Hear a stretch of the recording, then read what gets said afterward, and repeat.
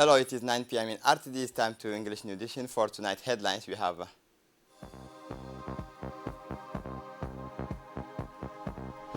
the RTD honors talent during the June 27 Battle Games competition.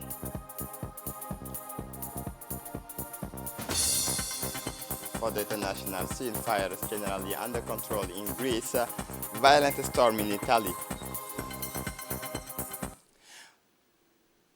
Welcome to our newsroom. The President of the Republic, Ismail Omar Guelleh, has expressed his sad condolence and the full assurance of his compassion and solidarity to his Ivorian counterpart, Alassane Ouattara, whose country mourned the death yesterday, Tuesday, of its former head of state and figurehead of the Ivorian political landscape over the last 60 years. The late President Henri Konan Bédier, the people and government of Djibouti join me in saluting the memory of a great statesman who always devoted his lives and energy to his country, wrote President Guelleh in a telegram of condolence addressed to his Ivorian counterpart.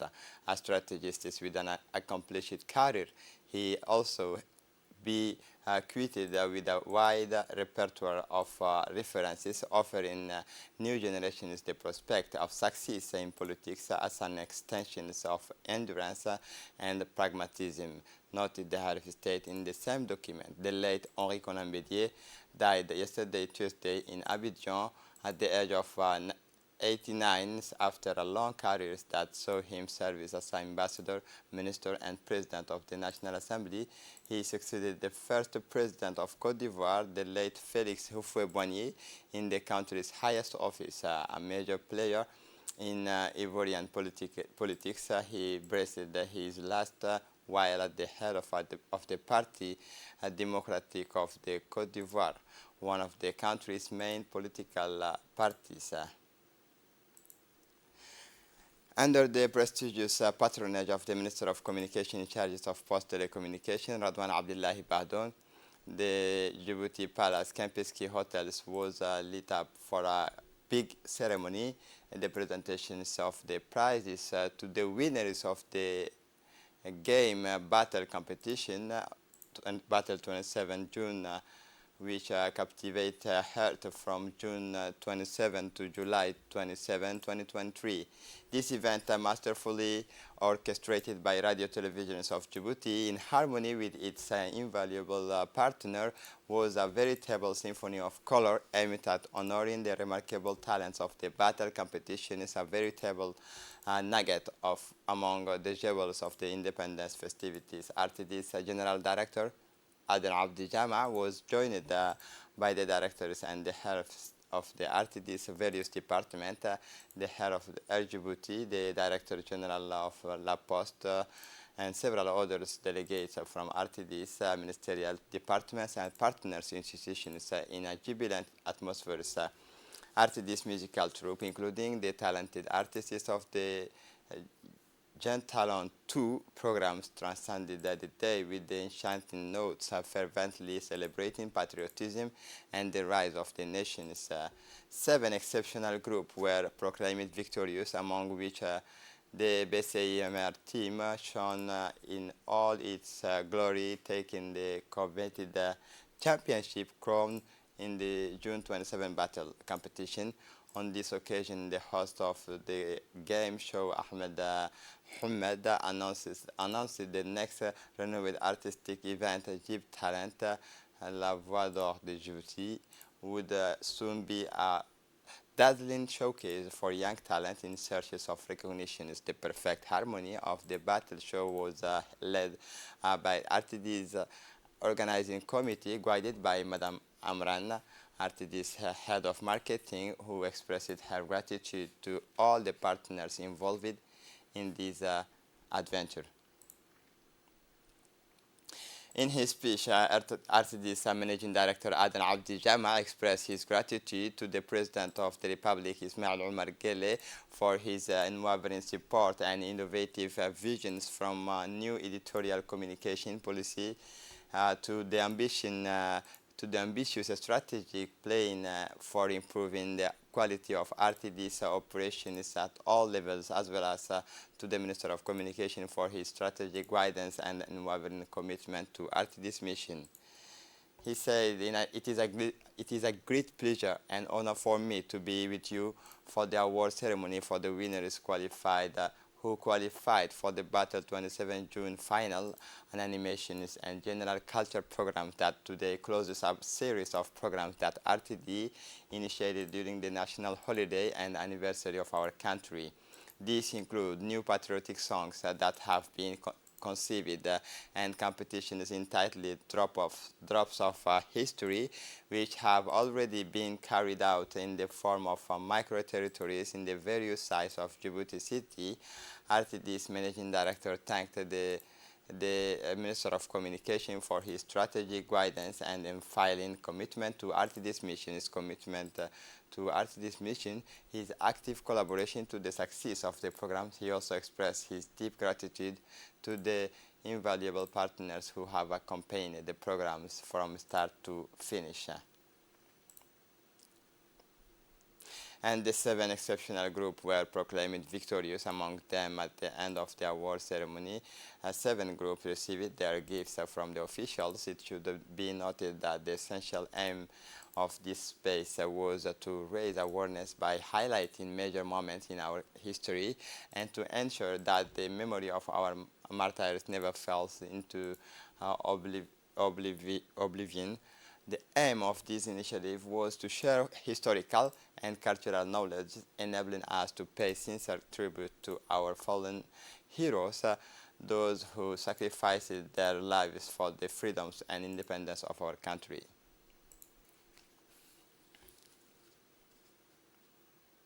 And we collected the reactions of the winners of the Battle 27. Mr. Hammi said, that this competition was very hard, and it is so interesting for all the Djiboutian citizens, and he thanked the RTD's managing directors and organizing committee. Sir Hamid said that this competition is a big challenge and big knowledge to know in our country's history. Ambassador Diaidin Said Bamakrama takes part in the ritual wishings of the Holy Kaaba at Al-Haram Mosque. The ambassador of the Republic of Djibouti in Riyadh, Diaidin Said Bamakrama, in his capacity as a dean of the diplomatic corps to the Kingdom of Saudi Arabia, took part last Monday in the ritual washings of the Holy Kaaba at Al-Haram Mosque alongside His Royal Highness Prince Badr bin Abdul Aziz, the King of Saudi Arabia, Prince Badr bin Abdul Aziz Al Saud, Governor of the Mecca region and the Chairman of Al-Haram Mosque and Prophetic Mosque Affairs, Sheikh Abdurrahman bin Abdul Aziz Al Sudesi. The washing was carried out with the Zamzam water mixed with the rose water. The ceremony was attended by Prince Badr bin Sultan bin Abdul Aziz, Vice Governor of the Mecca region, and the Minister of Hajj and Umrah, Muhammad Saleh bin Tahir bin Ten. A second gold medal for Djibouti at the 9th Francophonie Games in Kinshasa, in Democratic Republic of Congo. This afternoon, Djiboutian athlete Mohamed Ismail Ibrahim won the gold medal in the 3,000 meters steeplechase with a time of 8 minutes 55 seconds. He beat the Moroccans, who were the favorite, as well as all the other runners competing in the 3,000 meters steeplechase. Middle distance specialist Djiboutian athlete Mohamed Ismail Ibrahim, known as Fattah, demonstrated his tactical skills by putting his experience to good use against his rival and finished the race with a strong finish. Since the start of the competition, Djibouti has won 4 medals, 2 of them gold with the Momin Gile 10,000 meters and the day before yesterday, and today a second gold medalist with Mohamed Ismail Ibrahim, 3,000 meter steeplechase gold medal and 1 silver medalist in the 10,000 meters event won by Jamal, and finally a bronze medal won yesterday by Samia Hassan in the 10,000 meters event. Congratulations to all our champions who have done the Republic of Djibouti proud with their successes over the last 3 days in Kinshasa. Djibouti's athletes have high hopes of winning even more medals in the competitions in which they will be lining up, such as athletics and judo during the ninth Francophonie Games.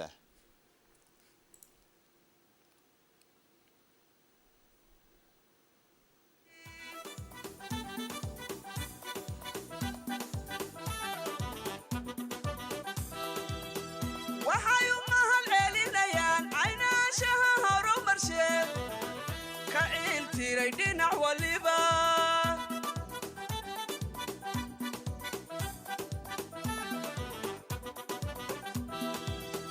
waxay u mahad celinayaan caynaashaha horumarsheed ka ciiltiray dhinac waliba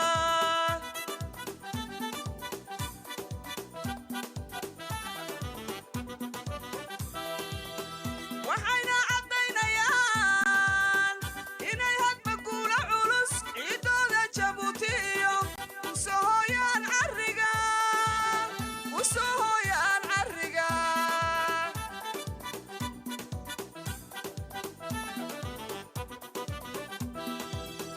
waxayna caddaynayaan inay hadba guula culus ciidooda jabuuti iyo u soo hooyaan carriga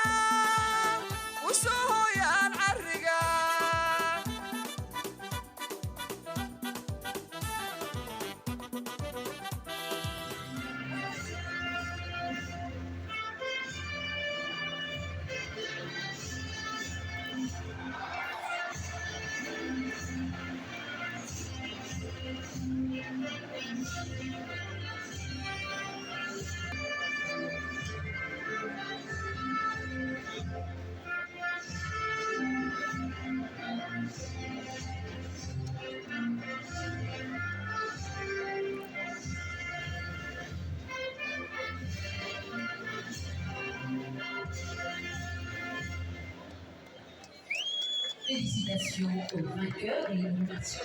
Monsieur Mohamed Moussa aussi, le chef de la délégation de Djibouti. On the Francophonie Games, another medal for Djibouti, following from their success of the Francophonie Games in Kinshasa. Our athletes continues to impress, and adding another medals to their collection is young Samia Hassan Noor has just won the bronze medal in the 10,000 meters event.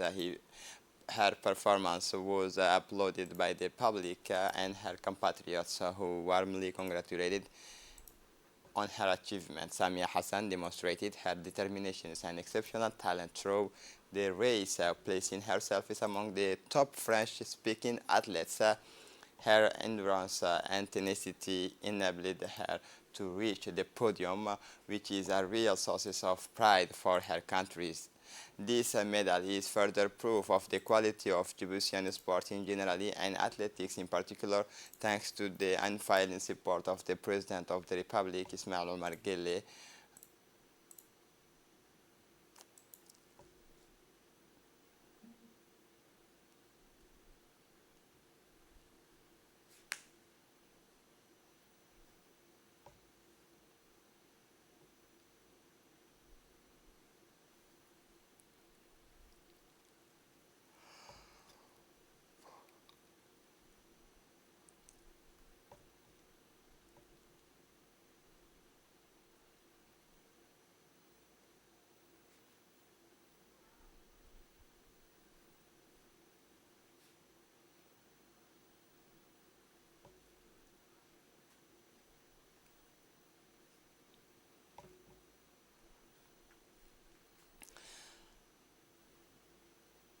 Our team on site gathered the reactions of young Samia Hassan Noor, who had just won the bronze medals in the 10,000 meters event.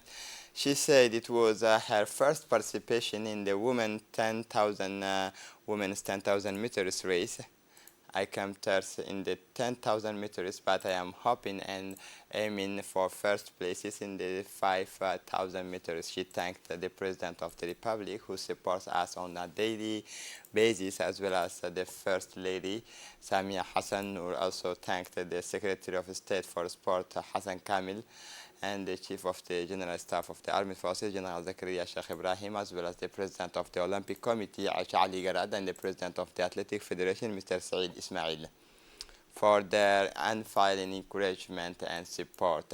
And at last, but not least, my dearest parents, who always support me. For the third days of the Francophonie Games, our athlete will be lining up in the 800-meter finals and 3,000-meter finals. These events will start at 5 p.m. Djibouti times.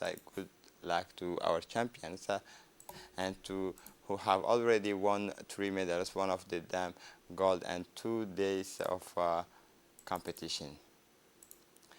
After athletics, Djibouti young judoka Alexander Hussein, Sasso Hassan Muhammad, and Abdallah Hassan began their preparations for the game of the Francophonie. These 3 judoka have begun their intensive training under the supervision of their coach, Mr. Saad Ainan Abdullahi. They train daily to improve their technique, strength, and endurance. They follow rigorous programs, including physical training sessions, technical exercises, and simulated fights.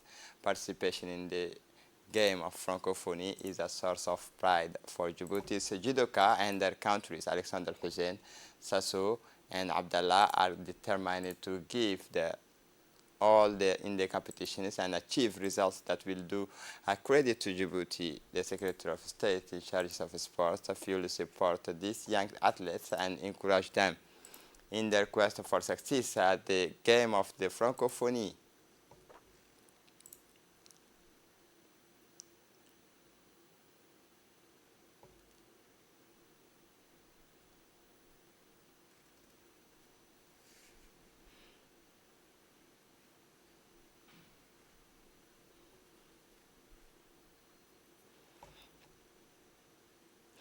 The youth entrepreneurship is at the heart of the Djibouti government political priorities as a means of fostering competitiveness and employment. Young entrepreneurs have the potential to create a new economic dynamic that will generate growth and employment. As a proof of this, many young people from Asamo area have had the opportunity to set up their own business ventures. They have succeeded in these fields, overcoming the pangs of unemployment. Here is an editorial from the magazine report.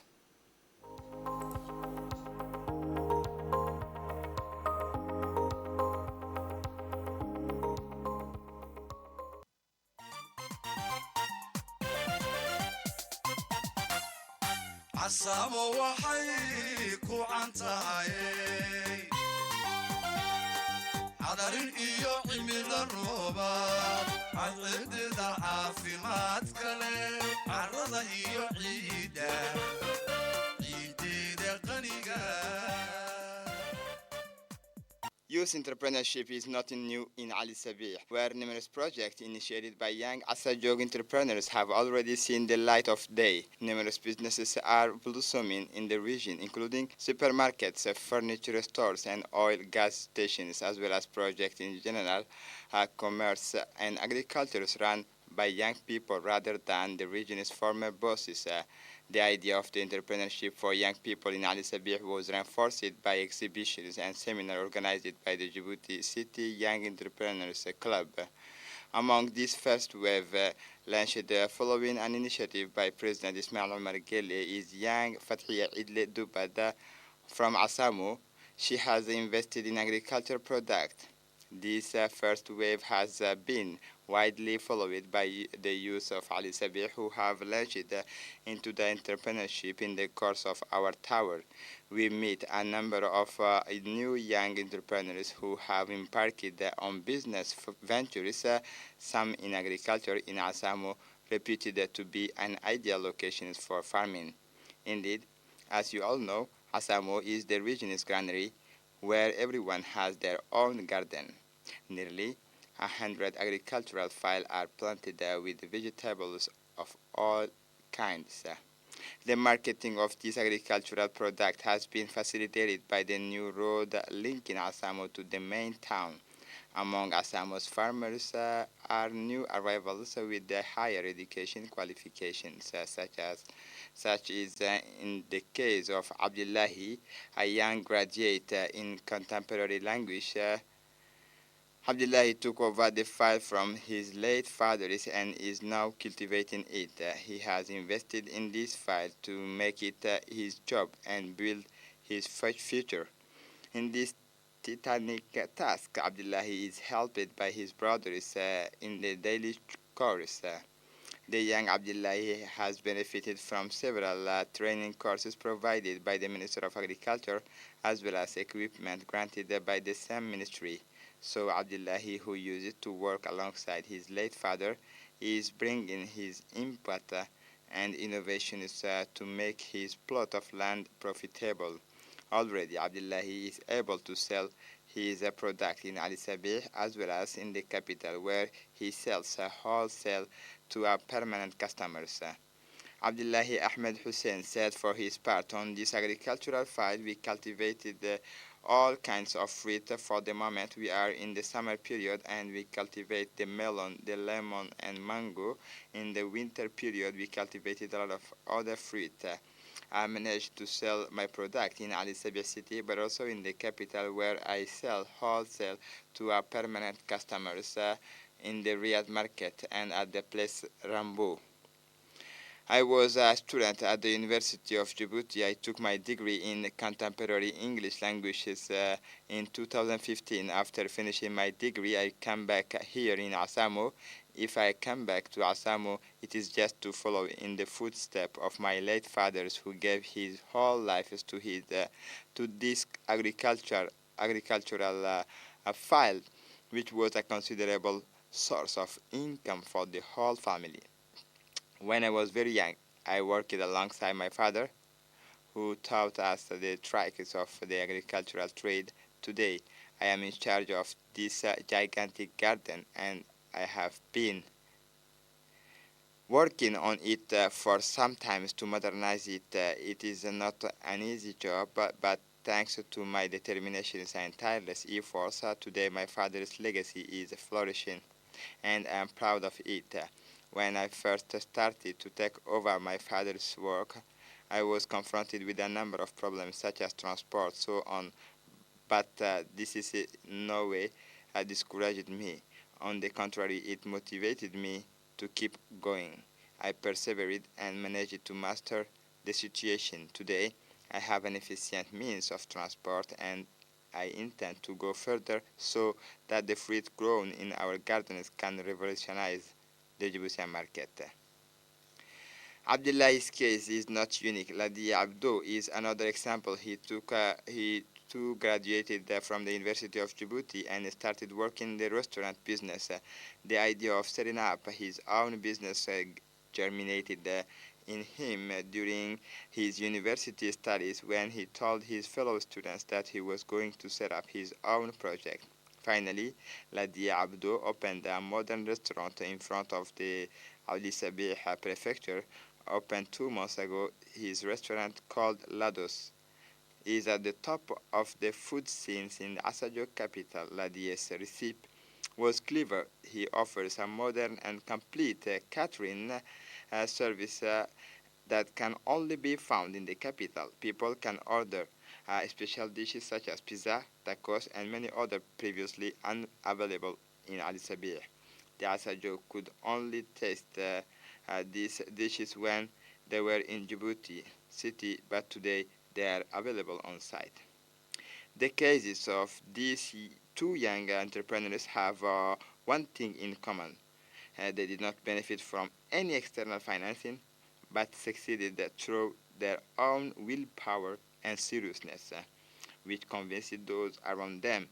So, as we said at the start of the report, entrepreneurship is first and foremost a matter of believing in your project and your country. Tajorra Balhur Road, an economic link between Djibouti and Ethiopia since the opening of the 112-kilometer road corridor linking the town of Tajorra to the border town of Balhur. The number of the traders has been increasing. This corridor has become a lever of economic growth for the entire north of our country. It also responds to the government's concern to create regional development hub. This northern corridor, which complements the southern corridor, notably Djibouti-Galafi, has increased road traffic capacity in addition to the prospect of job creation, particularly for young people in the northern regions of our country, which this new project is expected to generate. The Tajorra Balhur Road is a testament of to the interdependence and economic interactions between Djibouti and Ethiopia. Built with the financing from the Kuwait Fund for Arab Economic Development, the Tajorra Balhur Road is an efficient partner for the port of Tajorra, which finds it a prime incentive to step up the pace of its operations and integrate new services. This is a source of satisfaction for the business owners who have started up their activities since the road was inaugurated. As one merchant put it, this corridor has made it easier for us to get our goods to market.